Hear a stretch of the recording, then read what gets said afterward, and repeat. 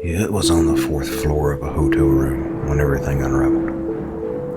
A man walked in the hotel after what seemed like days of traveling on the road. The receptionist looked at the man as if he was sick. To be honest, he did look like he was sick. He asked if he could stay for about 3 nights. After explaining the events that happened, he told the receptionist how he had traveled from some country for the last couple of days on a business trip.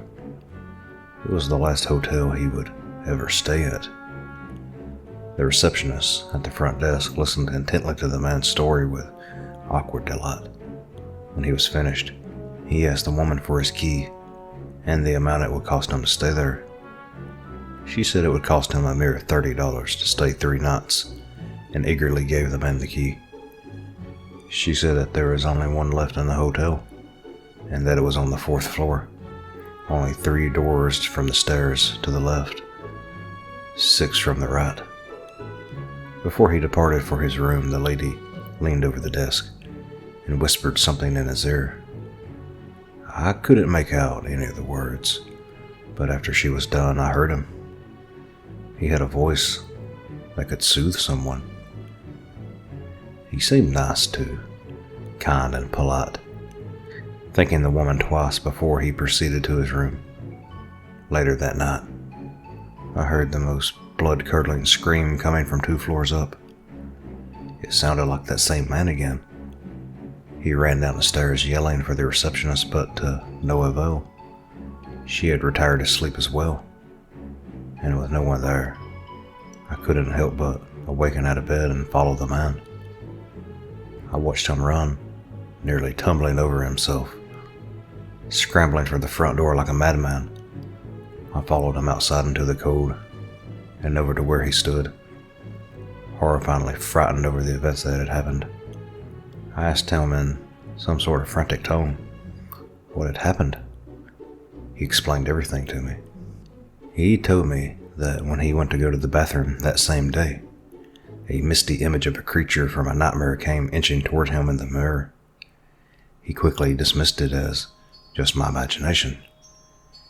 He told me that it wasn't until tonight that he had truly got a good look at it. He told me it was smiling. Not just smiling, but almost if the corners of that thing's mouth encircled the entire head. And its teeth. How much he detailed the teeth. The man described the teeth as having ghost-like appearance, but they were also blood-stained, razor-sharp and pointed. The man told me that the thing's teeth looked like they were almost decayed, and how some of them seemed to puncture through the creature's lips. Then he described its eyes, froze when he told me that its eyes were a red-purple color. They looked like empty voids into the nothing where someone could get trapped in. He asked if I had seen this thing. I told him that I didn't see the creature of which he mentioned. The man then went on to describe its skin, how it was a deep green-gray, falling off to show bone, and a head that had bald spots, and looked like it had been cut.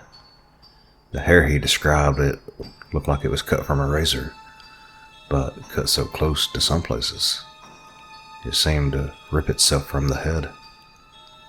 The hair, he said, looked like it was as well decaying. The scream he told me it let out was eerily maniacal. He described the sound as a scream of a witch and a zombie with a tinge of suicidal rampancy. He told me that it just stood there at his door glaring at him, then pointed a broken finger at him, a finger whose flesh seemed like it was melted away. He also mentioned that it had a ghostly trail behind it, a black ghostly trail that looked like it was swaying, like it had a mind of its own. He told me that the trail slowly crawled towards him, and the thing was suddenly in his face the moment he blinked his eyes. He asked again how I could not have seen such a nightmare.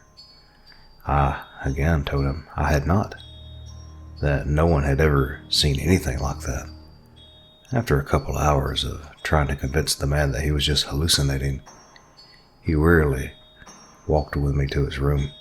The next morning, I went to his room to see if he was alright, and found that it looked like it was kicked in. Deep scratches lined the door like raptor's claws. It had a weird symbol on it, but I shrugged it off thinking that someone had burglarized this part of the hotel. I walked in slowly and looked around. The room looked like a tornado had ran through it. Torn clothes, broken pictures, and vases littered the floor. The floor was ripped up and the mattress was in a heap. Deeper claw marks lined the mattress, holes in the walls as well as scratches. And again there were more odd carvings, like something of a demonic nature. It wasn't until I noticed a large pool of blood in the middle of the room and followed it. The eerie bloodlines led to the fourth floor's bathroom. What I saw, I couldn't comprehend. There he was, laying in an inhuman ways in the bathroom shower. His arms and legs were seemingly nailed to the walls by bony nails. His head was on a torn out part of the wall with a sharp end shoved right through. He had no eyes. They'd been ripped from their sockets, as well as the rest of his body parts. His torso was in the tub, bathing in the owner's own blood. The smell of it was enough to make me want to gag and throw up. What I saw in the mirror haunts me to this day. It read, "I have claimed yet another victim, in the man's own blood."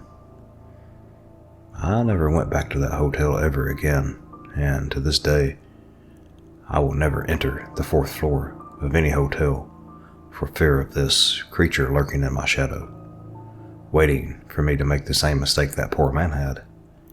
And I tell you, who are reading this, never venture past the third floor of any hotel, especially the bathroom, for we all know this thing could be lurking in the smallest shadow, waiting, watching, hoping for you to let your guard down, and then tearing you apart and hanging you like ornaments